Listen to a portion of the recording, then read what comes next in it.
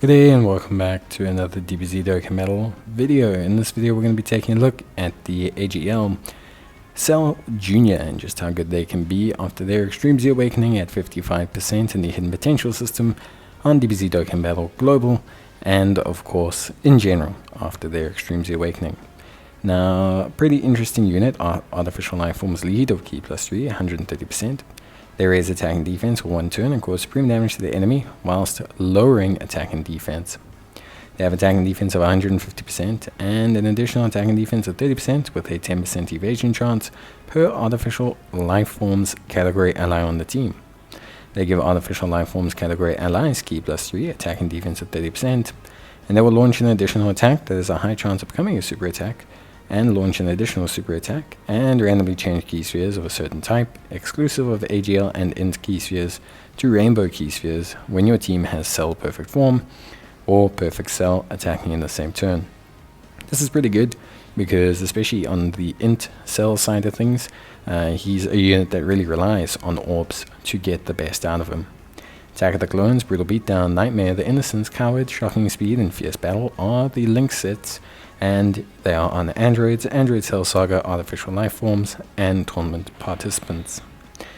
Overall, Cell Jr. is a pretty cool unit. On a Artificial Life Forms team, they can achieve a 70% evasion rate, which is really high and really decent, and they can be honestly a really good unit just in general. They have quite good support capabilities. Their defense after super can be really solid. We're looking at we're looking at realistically, anywhere between 300 to 400k if they get all 3 supers. And if you have them at the rainbow level, their defense will be at a really high level. Now, in terms of build, it's going to depend, because they can have 70% evasion on an Artificial Life Forms team, and because they have additionals built in, you can either go crit or you can just go further evasion. Remember that because of how evasion works, essentially speaking, by giving them full evasion out of the Hidden Potential system, you are effectively raising their evasion rate to around 78.6%, which honestly isn't bad. It essentially means that they're a support that'll just never get hit, which is pretty good. On top of that as well, they could potentially fire up to 4 super attacks in a turn, which would raise their defense quite substantially. Now, on top of all these things, they just basically are a nice kitted support.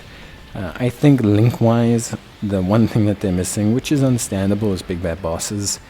Big Bad Bosses is obviously a very crucial link for the extreme side of things, but they do have a very cell-centric link set.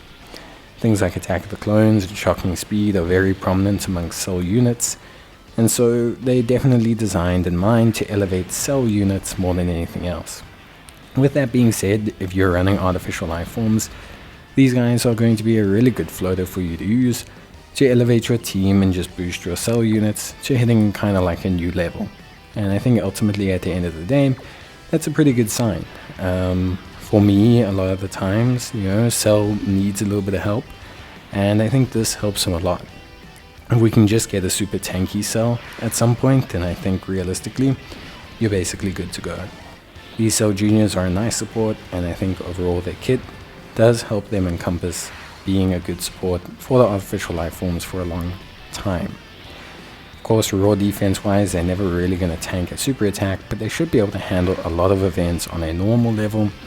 Offensively, they don't have huge attack stats, but the fact that they can fire multiple super attacks kind of gives them the edge up in terms of offensive output.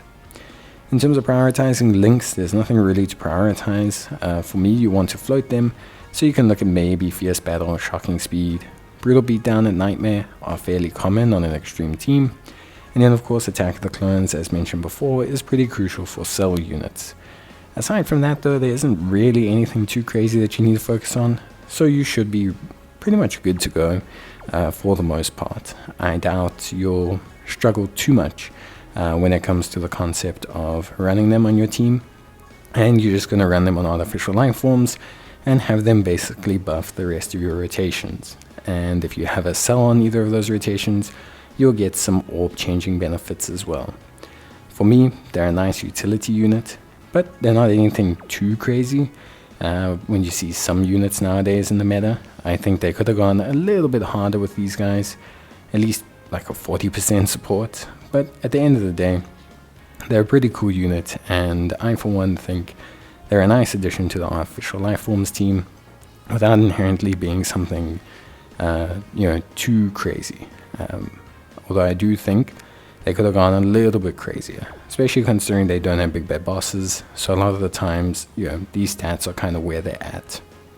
But that's it from me. I hope you guys enjoyed the video. Let me know if you have any more queries, or if you do have these guys at like a Rambo level or something, let us know how they do.